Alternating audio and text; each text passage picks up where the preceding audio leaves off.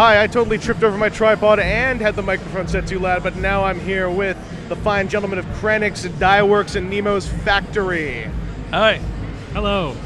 So, dudes, you're here at the Onell Design table, and it's Sunday, and you guys have been out here before, but the Onell Design table has this really cool, unique feature in that it's 3 tables with constantly rotating artists, and you guys are among them.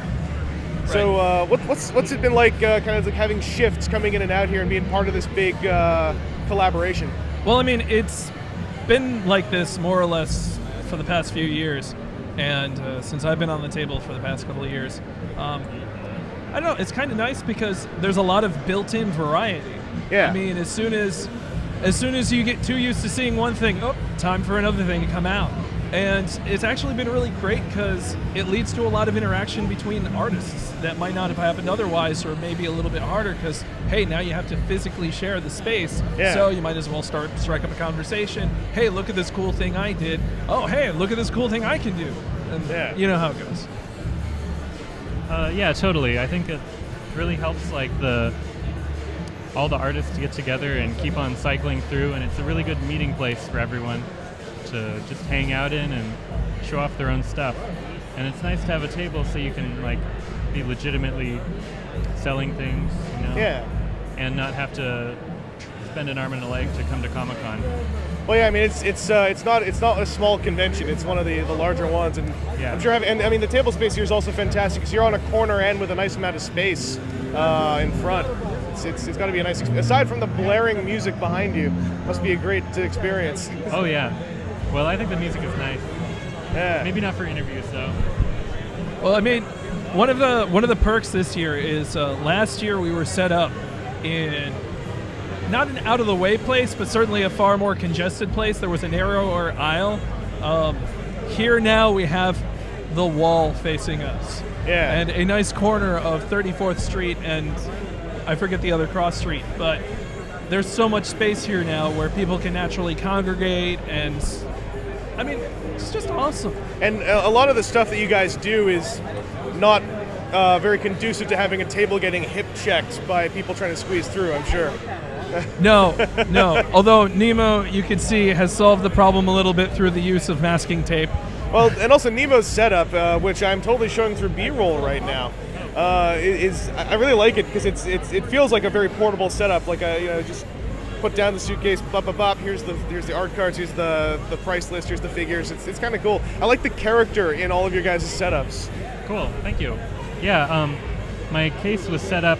I actually commissioned it from one of my housemates, and he can totally make more if anyone out there wants them. You should just contact me, and I'll tell him about it, and he can give them prices and stuff. But it's a really amazing little thing that I had made, and yeah, it shows it off well. So, yeah. Cool. So I want to talk to you guys a bit about the specific stuff you've got out here. Now, Kranix, you are focused a lot on a combination of 2 things, which is if people go on the October Toys forums, you can pretty quickly see that you're one of the most active folks in the purist build thread. Well, not as active as I used to be, but I try. Yeah. I mean, you've got a lot of very. The thing about your builds is that there's a very specific character to them. Like they have a very identifiable look in a way. Well, I mean, the thing is about these builds is just trying to, in a way, I'll start with an idea that I'll really like and I want to work with, and then the challenge becomes, okay, so now I've got all these spare parts left over. I kind of want to make sure I put them to good use. And next thing you know, I'm building like 5 or 6 different things I didn't even imagine. Yeah. Just because I'm like that. I want to make, even though I don't do contained builds like what Matt does for the official Goliath blog, I still want to see those parts used somewhere. And the other side of what you do is you also started working in a combination of dye and gloss coating.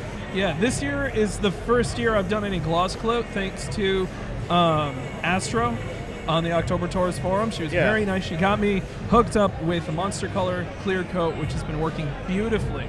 And one of the things that I've had problems with in the past with my dyes is, especially anything solid, the dye would seep deeper and deeper into the plastic. It's a common thing. It's why a lot of people complain about dyes or shy away from it a little bit. But what the clear coat has done is these things are as sharp as the day I dyed them. Yeah. And based on testimonials from others, the clear coat is structured in such a way chemically where apparently the dye will seep into it first. So it'll help prevent some of the common problems of dyed customs, like a little dusty look or a little bit of a faded look. Yeah. And I'm just really excited. These are the tightest builds I've created so far. They are just using Dowdy's parts for the Glio System series and Spy Monkey Creations Weaponeer sets, or Weaponeer Armory.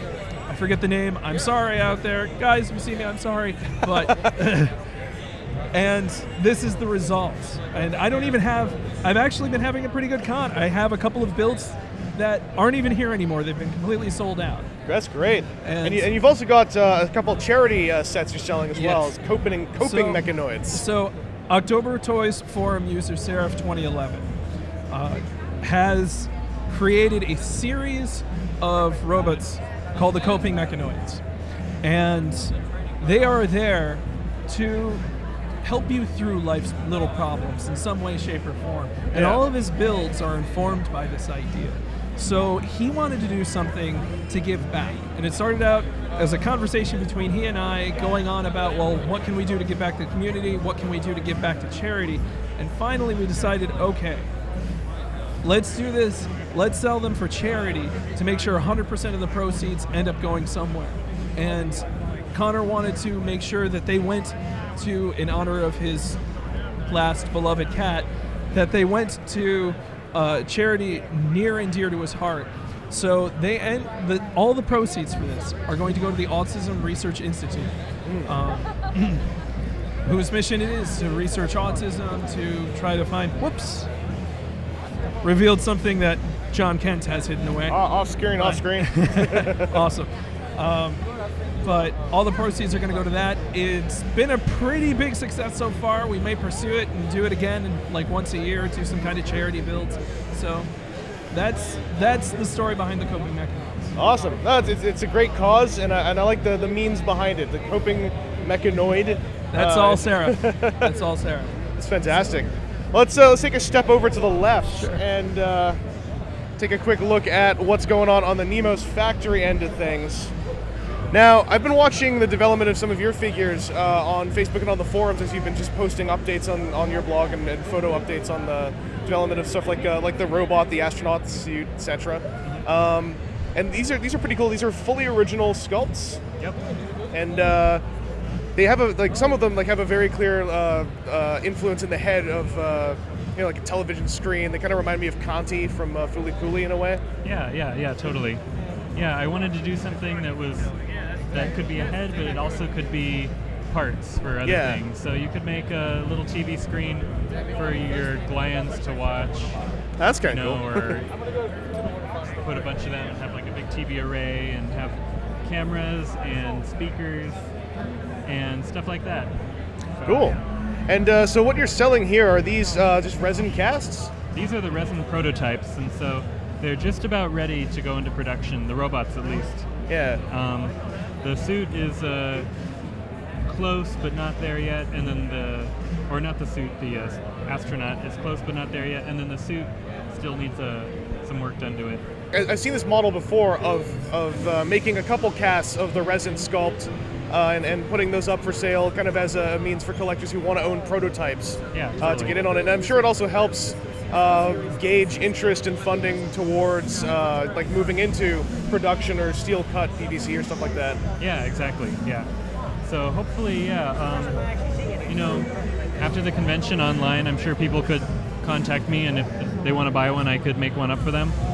And they're pretty cool. It's nice to see them all here now finally. Well, it's got to be like a good feeling seeing it all realized out on a table, like in ensemble. I'm sure that if all of these guys make it to steel cut and are all set up on a table as well, like that seems like a nice thing to aim for. Yeah, totally. Yeah, I can't wait for that. Excellent. Yeah, and you've also got a comic book. You've got some custom Glios heads out as well. Yeah. I don't know. Are you going to show this? I can show you. Yeah, or you can hold it up. Okay. This is a cool artwork done by Ralph. So it's Ralph and me, and then my writer, who's somewhere. But anyway, I brought him along. And so we three worked on this story, and it's going to come out next month. Cool. Online on my website, and you can buy, so you can read it for free, and you can buy a print copy that should be really nice to have. Awesome. And Ralph Neese, he's the fellow who works on a couple of the comic books that are also up on the main Glyos website, if I'm correct. Yeah, that's right. Yeah, he does artwork for them and for Toyfinity, and he does a lot of really good stuff. Yeah, there's a retro style in there that's kind of cool. Yeah, totally. And I like the fusion of it with like the look of your, because your robots have a really neat, very specific aesthetic of kind of not so much thin, but just very lean. Like there's just enough mass on them for the proper definition of, you know, the physicality they've got going on. Yeah, totally. And with your custom heads, I know I've seen some of your custom heads kicking around before. But have you made any new ones in the past year for this show, or is it a lot of stuff? No, you've this done is before? all just the old stuff that I still had.